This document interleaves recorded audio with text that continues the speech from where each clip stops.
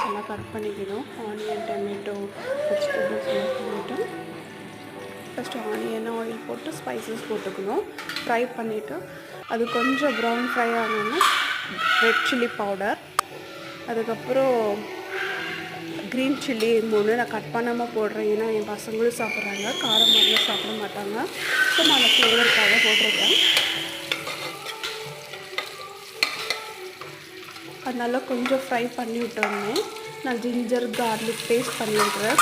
So என்னோடய சீக்கிரம் அரையிலன்ட்டு கொஞ்சம் ஸ்பைசஸும் அதில் போட்டிருக்கேன். பட்டை, லவங்கம், ஏலக்காய் அதெல்லாம் போட்டு அரைச்சேன். ஸோ அது சரியாக அரையாதனால கொஞ்சம் பாதி டொமேட்டோ போட்டு அரைச்சிட்டு இப்போ போட்டு அந்த பச்சை வாசனை போகிற அளவுக்கு ஃப்ரை பண்ணுறேன். கொஞ்சம் சால்ட்டு, புதினா போட்டுக்கிறேன் அந்த ஆயிலில் நல்லா ஃப்ரை ஆகணுன்ட்டு. நல்லா ஃப்ரை ஆனோடனே பட்டாணி, என்னென்ன வெஜிடபிள்ஸ் வச்சுருக்கோம், கேரட்டு, அப்புறம் வந்துட்டு கேப்சிகமும் போடுறேன் நான், நூக்கோல், பொட்டேட்டோ அதெல்லாம்.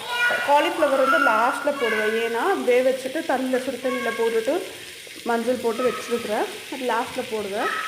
ஸோ இதெல்லாம் நல்லா கொஞ்சம் நல்லா ஃப்ரை பண்ணிவிட்டு டொமேட்டோ கூட பெரிய பெரிய பீசஸாக கட் பண்ணி வச்சுருக்குறேன், அதை கூட அது கூட சேர்த்துடுவேன். நல்லா ஃப்ரை பண்ணணும். கொஞ்சம் வெஜிடபிள்ஸ் வந்து ஒரு 20% அப்படி வெந்திருக்கும். அப்போது டொமேட்டோ ஒரு பக்கம் நான் என்ன பண்ணேன், இப்போ நான் வந்து ஆக்சுவலி நான் வந்து ஒரு 4 பேர் சாப்பிட்ற அளவுக்கு பண்ணுறேன்னா இந்த பக்கம் 1.5 கிளாஸ் ரைஸ் போடுவேன். அந்த கிளாஸ் ரைஸ்க்கு எவ்வளோ வேணுமோ தண்ணி இந்த பக்கம் ஸ்டவ்வில் சூட் பண்ணி வைக்கிறேன். இப்போ 1.5 அப்படின்னா 3 கிளாஸ். ஏன்னா கொஞ்சம் கம்மியாகிடுச்சுன்னா வெஜிடபிளில் தண்ணி இருக்காது. இப்போ பிரியாணி அப்படின்னா சிக்கனில் தண்ணி இருக்கும். ஸோ கொஞ்சம் கம்மியாக போட்டால் கூட கரெக்டாக இருக்கும். பட் இந்த வெஜிடபிள்ஸில் இருக்காது தண்ணி.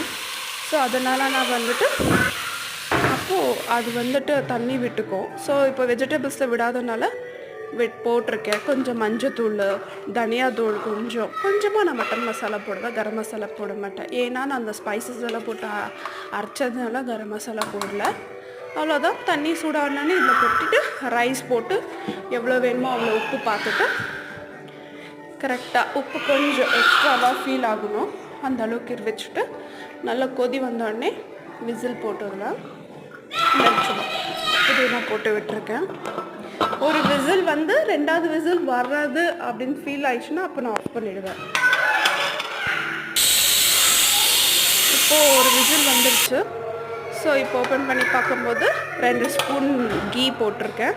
கீ போட்டு மிக்ஸ் பண்ண வெஜ் பலாவ் ரெடி.